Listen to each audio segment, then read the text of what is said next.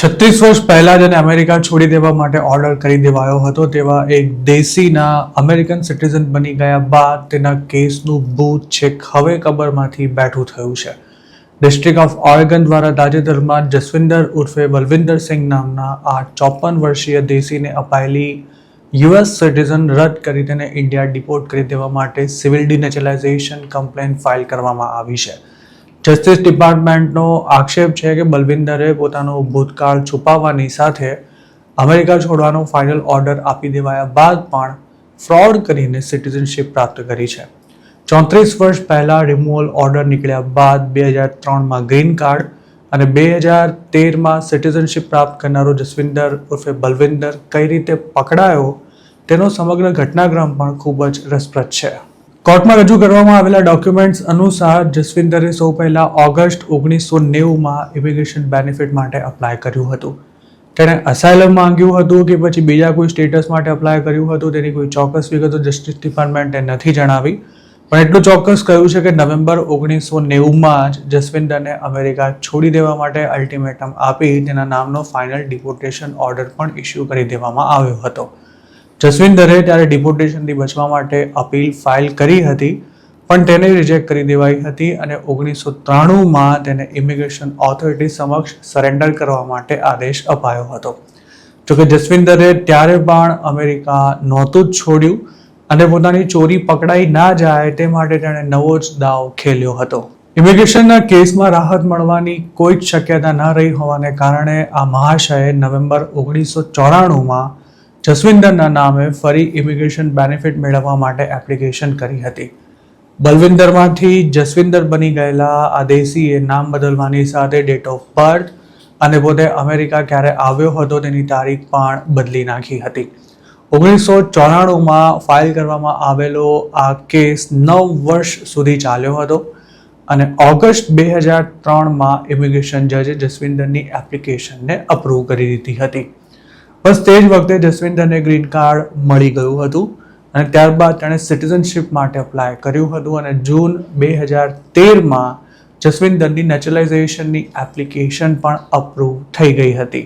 1990ના અરસામાં પંજાબીઓ અને ગુજરાતીઓ હમશકલના પાસપોર્ટ પર અમેરિકા પહોંચી જતા હતા અને ઘણા લોકો લેન્ડ થતાં જ અસાયલમ માટે અપ્લાય કરી દેતા હતા. જોકે તે વખતે પણ મોટાભાગના લોકોના કેસ રિજેક્ટ જ થતા હતા, પણ ડિપોર્ટેશન ઓર્ડર ઇસ્યુ થયા બાદ પણ ભાગ્યે જ કોઈ અમેરિકા છોડતું હતું.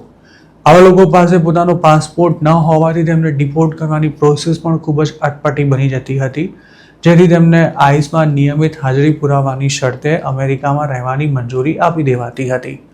પણ તેમના પર ડિપોર્ટેશનની તલવાર હંમેશા લટકતી રહેતી હતી. જોકે અમેરિકામાં ઇલીગલ હોવા છતાં પણ આવા દેશીઓ ત્યાં જ પોતાની ફેમિલી અને બિઝનેસ સેટ કરી દેતા હતા અને તેમના ફેમિલી મેમ્બર્સ યુએસ સિટીઝન પણ બની જતા હતા. જોકે છેલ્લા 25-30 વર્ષથી અમેરિકામાં રહેતા હોય તેવા ઘણા લોકોને 2024 પછી એટલે કે ટ્રમ્પના પ્રેસિડેન્ટ બન્યા બાદ આઈસની ઓફિસમાંથી જ અરેસ્ટ કરી ઇન્ડિયા પાછા મોકલવામાં આવી રહ્યા છે. આવા એકાદ બે કેસ તાજેતરમાં જ ખાસા ચર્ચામાં પણ આવ્યા હતા. જોકે જે તે સમયે ઇન્ડિયા રિટર્ન થવાને બદલે જસવિન્દર ઉર્ફે બલવિન્દર જેવા ઘણા ભેજાબાજોએ નવી ઓળખ ધારણ કરી ફરી અસાયલમના કેસ કર્યા હતા અને તેમની આ ટ્રીક જે તે સમયે કામ પણ કરી ગઈ હતી. પણ ખોટા નામ સાથે અસાયલમ લીધા બાદ ગ્રીન કાર્ડ અને પછી સિટીઝનશિપ મેળવી લેનારા આવા તમામ ભેજાબાજો હવે પકડાઈ રહ્યા છે. 90ના અરસામાં કોઈપણ પ્રકારના ઇમિગ્રેશન બેનિફિટ માટે કાગળ પર ફિંગરપ્રિન્ટ લેવામાં આવતી હતી. તેનો કોઈ ડિજિટલ રેકોર્ડ ના હોવાથી જો એક જ શખ્સ નવા નામ અને નવા બર્થ ડેટ સાથે બીજી વાર અપ્લાય કરે તો પણ ફિંગરપ્રિન્ટ દ્વારા તેને પકડી નહોતો શકાતો. સિસ્ટમમાં રહેલા આ જ લૂપ હોલનો દેશીઓ ફાયદો ઉઠાવતા હતા. જોકે પાછલા કેટલાક વર્ષોથી રેસિડેન્ટ કે પછી સિટીઝન બનેલા તમામ લોકોની ફિંગરપ્રિન્ટને ડિજિટલ ફોર્મેટમાં કન્વર્ટ કરવામાં આવી રહી છે, જેથી અલગ અલગ નામ સાથે ઇમિગ્રેશન બેનિફિટ માટે અપ્લાય કરનારા લોકોની ચોરી વર્ષો બાદ છેક હવે પકડાઈ રહી છે. ઇમિગ્રેશન એન્ડ સિટીઝનશિપ લો હેઠળ ગ્રીન કાર્ડ અને સિટીઝનશિપ સહિતના ઇમિગ્રેશન બેનિફિટ્સ માટે અપ્લાય કરતા તમામ લોકોએ પોતે કોઈ પ્રકારનો ફ્રોડ કે પછી ગુનો કર્યો છે કે કેમ તેની તમામ વિગતો આપવાની હોય છે. જો ચોરી છુપે આવી હરકત કરનારાની ક્યારે ધરપકડ ના કરવામાં આવી હોય તો પણ તેના માટે આ માહિતી આપવી ફરજિયાત છે.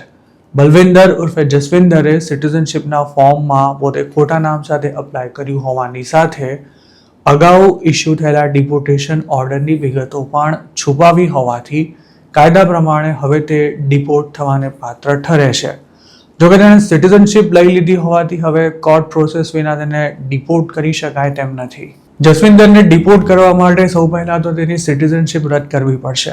તેના માટે અમેરિકાની સરકારે જસવિંદર સામે તમામ પુરાવા કોર્ટ સમક્ષ રજૂ કરવાના રહેશે અને જો કોર્ટ તેની સાથે સહમત થાય તો જ જસવિંદરની સિટીઝનશીપ રદ થશે. જોકે સિટીઝનશીપ રદ થવાનો મતલબ પાછો એવો નથી થતો કે તેને બીજા દિવસે અમેરિકાથી ઇન્ડિયા પાછો મોકલી દેવાશે. જસવિંદર હાલ યુએસ સિટીઝન છે અને સ્વાભાવિક છે કે તે 2013માં જ ઇન્ડિયાની સિટીઝનશીપ પણ છોડી ચૂક્યો હશે. તો ટેકનિકલી જોવા જઈએ તો જસવિંદર હવે ઇન્ડિયન સિટીઝન ના હોવાથી ગવર્મેન્ટ ઓફ ઇન્ડિયા તેને પરત સ્વીકારવા માટે બંધાયેલી નથી. આ સ્થિતિમાં જો તેની સિટીઝનશીપ રદ થાય તો તે સ્ટેટલેસ બનીને કે પછી ગ્રીન કાર્ડ પર અમેરિકામાં રહી શકે છે પણ તે ફરી ક્યારે સિટીઝન નહીં બની શકે.